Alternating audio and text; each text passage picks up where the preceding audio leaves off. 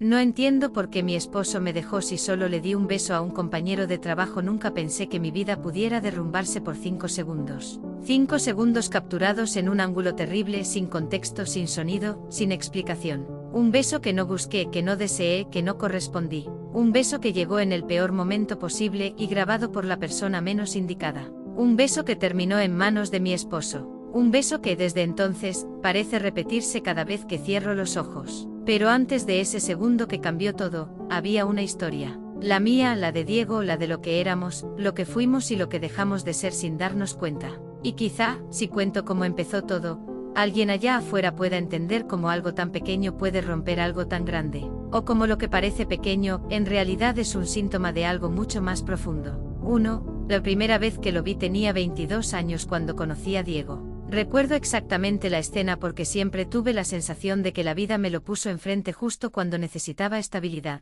Yo estaba sentada en un café oscuro cerca de la universidad, revisando unas hojas impresas mientras esperaba el bus. Había tenido un día horrible, una discusión con mi mamá, una entrega atrasada, estrés acumulado del trabajo. Y encima de todo, el frío del centro me estaba calando los huesos. Fue ahí cuando escuché un golpe. Mi vaso de café cayó de mi mano sin darme cuenta porque estaba leyendo un correo del trabajo que me tenía al borde de las lágrimas. Intenté limpiarlo rápido, pero mis hojas ya estaban arruinadas. Me quedé inmóvil, sintiendo esa típica sensación de no puedo más. Y entonces apareció él. Un chico de mirada amable se acercó con un puñado de servilletas en la mano. «Te ayudo, no te preocupes», dijo sin pedir permiso, arrodillándose para limpiar conmigo. «No, en serio, no hace falta», respondí, queriendo desaparecer por la vergüenza. «Fue mi culpa». Él sonrió, esa sonrisa tímida que con el tiempo llegué a conocer también. «Todos tenemos días así. Hoy te tocó a ti, mañana me toca a mí». No sé por qué, pero sus palabras me relajaron, como si alguien por fin hubiese notado que estaba agotada. Cuando terminamos de limpiar, él me ofreció uno de sus libros para que no me quedara con los apuntes arruinados. «Es de economía», dijo. «Dudo que te sirva, pero por si quieres leer algo que no sea estresante». Reí. Ese fue el primer sonido genuino que hice ese día. Su nombre era Diego y estudiaba ingeniería. Me contó que iba camino a una entrevista en la misma empresa donde yo hacía mis prácticas. Terminamos hablando más de 1 hora, como si nos conociéramos desde antes. Nunca había tenido una conexión así, tan simple, tan limpia. Cuando él se fue me quedé con la sensación de haber conocido a alguien con un tipo de energía que yo necesitaba, calma en medio del caos. Y no me equivoqué. 2. Un amor que creció sin prisas. Los primeros meses con Diego fueron como vivir dentro de una burbuja donde todo parecía posible. Teníamos la misma edad emocional, aunque él era más maduro, más estructurado. Yo era más libre, más intensa. Nos equilibrábamos. Él escuchaba. De verdad escuchaba. No de esos que esperan su turno para hablar, sino de los que prestan atención con todo el cuerpo. Cuando yo le contaba mis problemas familiares, él no daba soluciones, me daba espacio. Cuando él tenía problemas en la universidad, yo lo impulsaba, le recordaba su valor.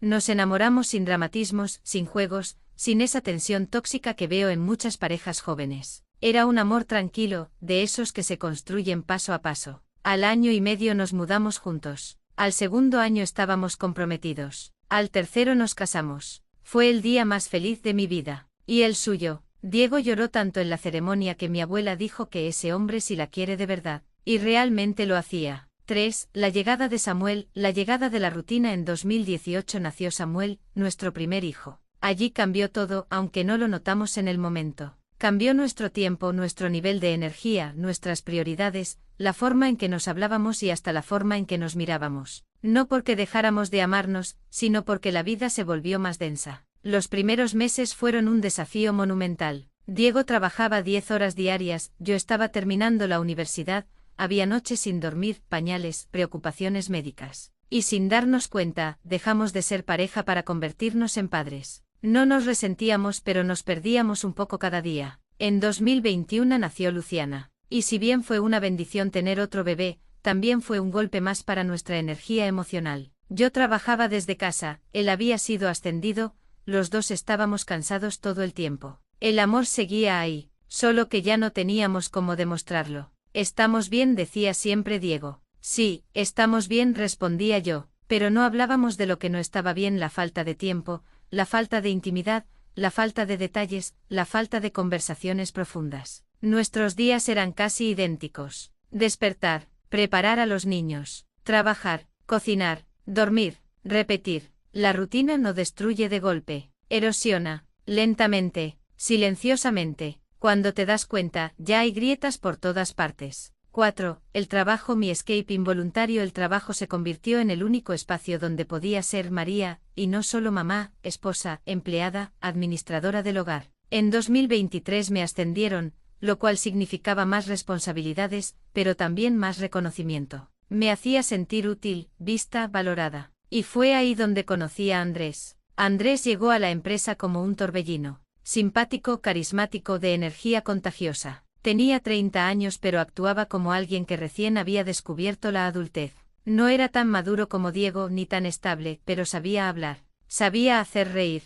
Sabía quitarle peso a los días pesados. No era mi tipo, ni por cerca, pero era una presencia fácil. María, otra vez con esa cara de que dormiste 3 horas, me decía cada mañana. Dormidos, respondía yo riendo. Andrés decía cosas que Diego ya no decía. No porque Diego no quisiera, sino porque estábamos en mandos distintos. Cuando Diego volvía de su trabajo, estaba agotado, roto por dentro. Y yo también. No quedaba energía para bromear, para coquetear, para jugar como antes. No me enamoré de Andrés. No sentí atracción. Pero él hablaba, acompañaba, estaba ahí todos los días. Y sin querer, se convirtió en un recordatorio de cómo me sentía cuando alguien me hacía sentir visible. Un recordatorio, nada más. Nunca un deseo. Hasta que el universo decidió que una coincidencia simple se volviera un desastre. 5. El día que cambió mi vida era viernes. Ya empezaba a sentir la pesadez de la semana, y mis ojeras eran tan grandes que la recepcionista me ofreció un café doble sin cobrarme extra. Dormí apenas 2 horas porque Luciana había pasado la madrugada con fiebre y Samuel se había despertado llorando porque soñó que un monstruo se metía a su cuarto. Llegué tarde al trabajo. Diego estaba fuera de la ciudad por una reunión. Yo apenas podía mantenerme despierta. A eso de las 11 a.m., empecé a sentir mareo. Andrés me vio sostenerme del escritorio. ¿Estás bien?, preguntó. Creo que no. Me siento fatal. Él no lo dudó. Vamos, yo te llevo a tu casa. No deberías manejar así. Y acepté, no por confianza en él, sino porque realmente no podía conducir. Subimos a su carro. Todo estaba normal. Nada extraño, nada incómodo. Cuando llegamos al parqueadero, él apagó el carro. Nos quedamos hablando unos minutos, pero conversaciones casuales, nada emocional. Yo estaba tan agotada que tenía la mente nublada. Y entonces, sin aviso, sucedió. Andrés se inclinó hacia mí y me dio un beso. Un beso pequeño, un beso torpe, un beso corto, un beso que no pedí. Me quedé congelada 2 segundos. Fue ese tipo de paralización que ocurre cuando algo inesperado te toma fuera de guardia. Mi mente tardó un momento en reaccionar, como si estuviera funcionando en cámara lenta. Andrés, no, susurré al separarme. Y justo en ese momento escuché un clic. Alguien nos estaba grabando. Ni siquiera supe quién. Solo vi una silueta a lo lejos, un brazo extendido, un celular apuntando directamente a nosotros. Fue tan rápido que cuando intenté salir del carro para confrontar a la persona, ya no estaba. Andrés se quedó pálido. María, yo. No tenía palabras. Yo tampoco. Esto no puede ser, dije temblando. No puede ser. Mi corazón empezó a latir tan fuerte que podía escucharlo dentro de mis oídos. Un error. Un maldito segundo. Y alguien lo grabó. Ese vídeo, ese maldito vídeo viajaría más rápido que cualquier explicación que yo pudiera dar. Y también llegó más rápido de lo que imaginé. 6. El vídeo que destruyó mi hogar. Desperté en mi cama a las 4 p.m. Andrés me había ayudado a entrar a la casa. Yo estaba tan mareada que apenas lo recuerdo. Me dormí con ropa y todo. Pero al despertar, vi algo que me paralizó. 14 llamadas perdidas de Diego. 4 mensajes de voz. 6 mensajes de texto que solo decían por favor dime que no. Y una notificación de WhatsApp. Me llegó este vídeo. Explícame. Cuando abrí el vídeo mis manos empezaron a temblar. Ahí estaba yo, con Andrés, en el carro, él inclinándose, el beso, mi falta de reacción inmediata, el silencio, mi cara confundida, cansada, incierta. El momento preciso en que me alejo, pero demasiado tarde para quien mira sin contexto. 5 segundos, solo 5, pero parecían una eternidad. Diego me envió un mensaje final, voy para la casa. Necesito que estés ahí. Y supe al leerlo que la vida que había construido durante años estaba a punto de romperse. 7. El regreso de Diego. Ese fue el momento en que empecé a temblar tan fuerte que tuve que sentarme. Diego no era un hombre explosivo. Nunca lo había sido. Y eso me daba más miedo, porque cuando un hombre tranquilo se rompe la ruptura es silenciosa, profunda, irreparable. Escuché la puerta abrirse una hora después. Él entró sin prisa con los ojos hinchados, la respiración pesada, y la mirada más triste que jamás le había visto a alguien. No dijo hola, no dijo nada, solo sostuvo su celular frente a mí. Quiero que me digas qué es esto. Le conté la verdad, todo, desde el cansancio, el mareo, la torpeza del momento, la sorpresa del beso, mi reacción tardía. Le dije que no sentía absolutamente nada por Andrés, que nunca hubo intención, que jamás quise traicionarlo, pero Diego tenía un dolor que no dejaba entrar mis palabras. María susurró: ¿por qué reaccionaste tan lento? ¿Por qué no lo apartaste al instante? Yo intentaba explicarle que fue shock, que estaba exhausta, que no lo vi venir, pero mis explicaciones parecían débiles frente al vídeo. Diego respiró hondo y dijo algo que me atravesó: no sé qué es peor, el beso o sentir que ya hace tiempo que te estoy perdiendo. Y ahí supe que lo había herido más de lo que imaginaba. Cuando se fue a dormir al sofá esa noche, yo entendí que nada volvería a ser igual. Pero entonces, antes de cerrar los ojos, escuché su celular sonar con un mensaje de alguien más. Un mensaje que Diego no me dejó ver. Un mensaje que cambió completamente la forma en que él empezó a actuar. Y ahí empezó el verdadero tormento. Cuando escuché el celular de Diego vibrar aquella noche, algo dentro de mí se tensó. Yo estaba destruida, sentada en la cama con las piernas recogidas, intentando entender cómo mi vida se estaba desmoronando por un instante, por un error ajeno, por mi reacción lenta, por una grabación sin contexto. Pero lo que realmente me rompió fue que Diego, el hombre más transparente que había conocido, ocultó el teléfono apenas vio mi mirada. No lo había hecho nunca en nuestros 10 años juntos. Él apagó la pantalla con rapidez, como si hubiese visto un fantasma. Yo no dije nada, pero lo sentí, algo más estaba pasando. Esa noche no dormí, y él tampoco. 1. La distancia de los días siguientes, los días que siguieron fueron un infierno silencioso. Diego actuaba como si fuera un fantasma que vivía dentro de la misma casa pero sin tocar nada, sin hablar de más, sin mirar a los ojos. Nos cruzábamos en la cocina sin decir palabra. Se alistaba para el trabajo sin desayunar. Abrazaba a los niños mecánicamente como si tuviera miedo de derrumbarse frente a ellos. Y cada vez que su celular sonaba, lo revisaba lejos de mí. La distancia no era enojo, era dolor puro, dolor de ese que hace que la persona se hunda hacia adentro. Yo no podía culparlo, yo tampoco sabía cómo reparar algo que nunca pensé que se rompería. El vídeo había llegado a la empresa. Alguien lo filtró en un grupo interno. Y como era de esperarse, Andrés fue suspendido mientras investigaban lo ocurrido. Él intentó hablar conmigo una vez, pero yo no quería volver a verlo nunca más. No quería nada que me recordara ese instante. La empresa también me citó a declarar. Fue humillante. Explicar que no había sido un beso mutuo, que había sido una acción unilateral. Defenderme de algo que nunca busqué. Pero el daño seguía ahí. No solo profesional, emocional, matrimonial. Diego ya no estaba. 2. El mensaje que lo cambió todo. Una tarde, una semana después del vídeo, estaba doblando ropa cuando escuché la puerta del estudio cerrarse con un golpe seco. Diego había recibido un mensaje minutos antes y se había encerrado de inmediato.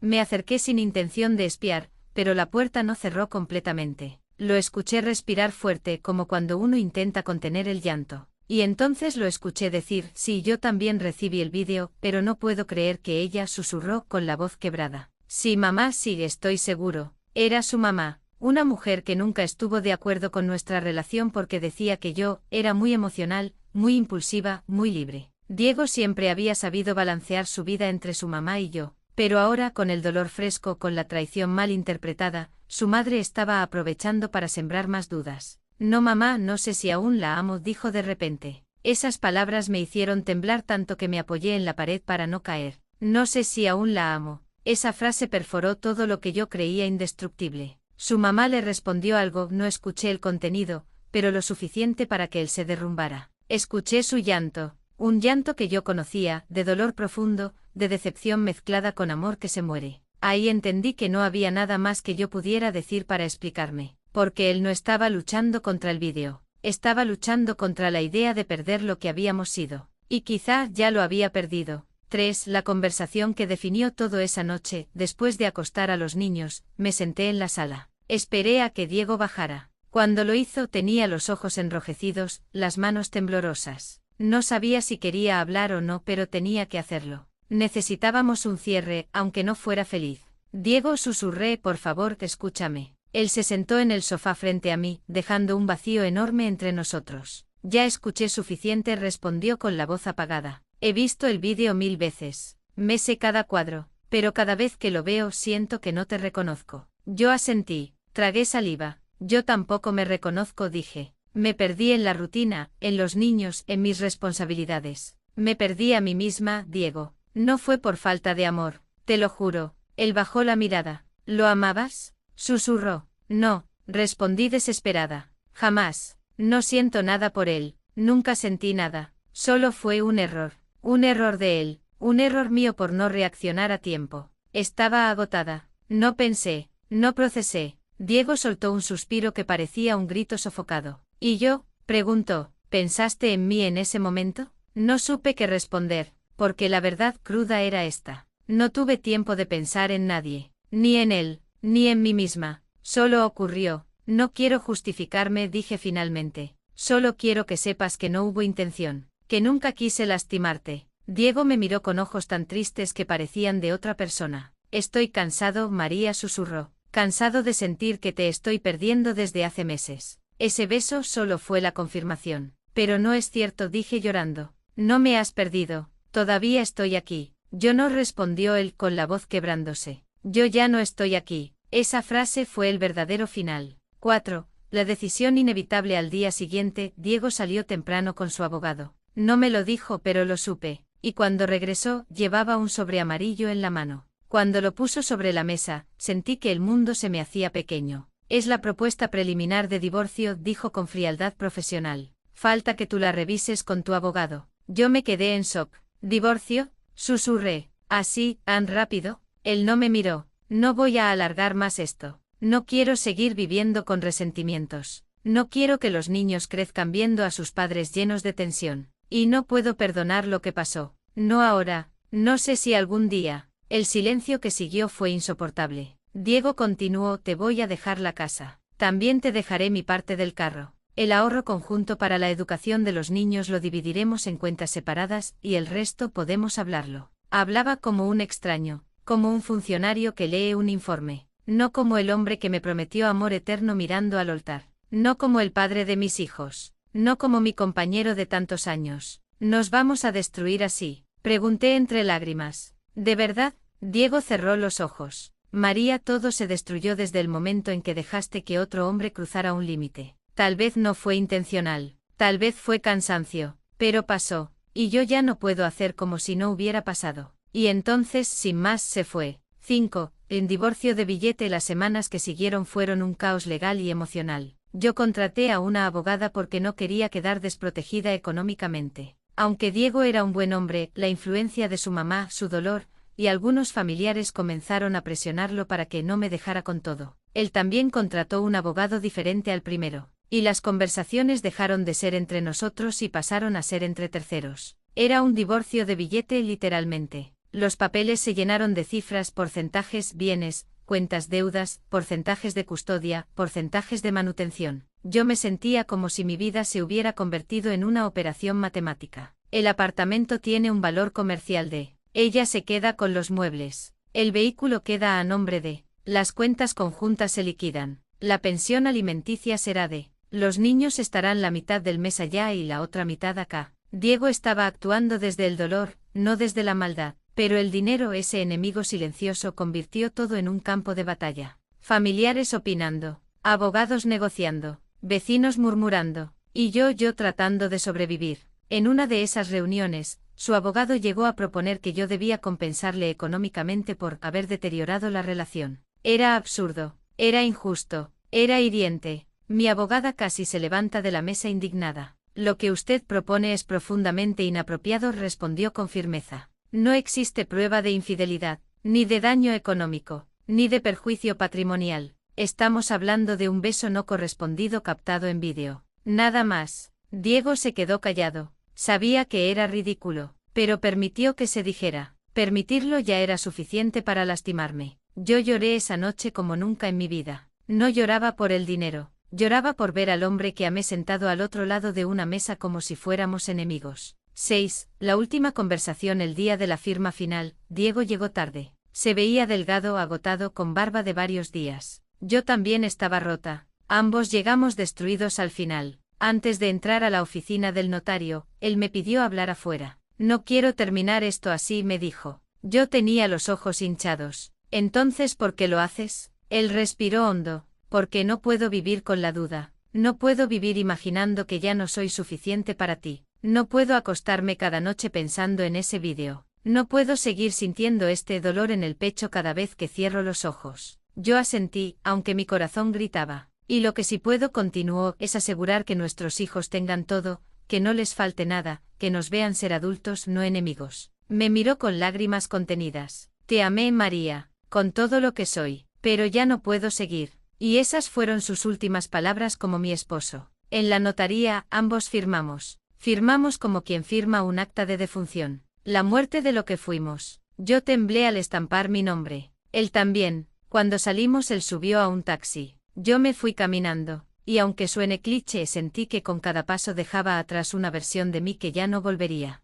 7. Reflexión final de ella hoy, meses después del divorcio, miro hacia atrás con un dolor distinto. Ya no es rabia. Ya no es culpa pura, es una mezcla de nostalgia, entendimiento y una calma triste. No entiendo por qué mi esposo me dejó si solo fue un simple beso. Esa frase me la repetí 1000 veces. Pero ahora sí lo entiendo. Ese beso no fue la causa. Fue el síntoma, el reflejo de un matrimonio cansado, agotado, desconectado. No fue el beso lo que destruyó mi relación. Fue todo lo que dejamos de hablar antes. Lo que dejamos de cuidarnos. Lo que dejamos de sentir juntos. Fue mi silencio, fue su cansancio, fue nuestra rutina, fue la vida pasando sin que nosotros nos diéramos cuenta. Y sí, perdí un matrimonio, perdí estabilidad, perdí dinero, perdí todo lo que conocía, pero también aprendí algo: un beso no destruye un matrimonio. La ausencia de amor cotidiano sí, y esa es la parte más difícil de aceptar.